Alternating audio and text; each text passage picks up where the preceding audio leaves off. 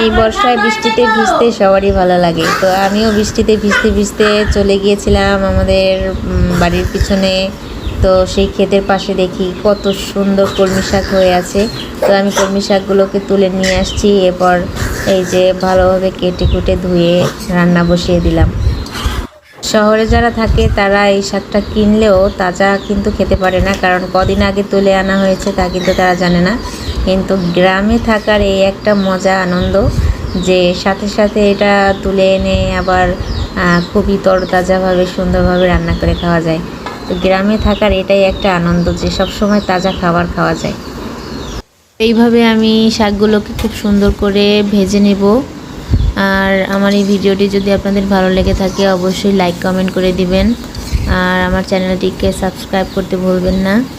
তো আজ এই পর্যন্তই, ভালো থাকবেন, সুস্থ থাকবেন, আল্লাহ হাফেজ।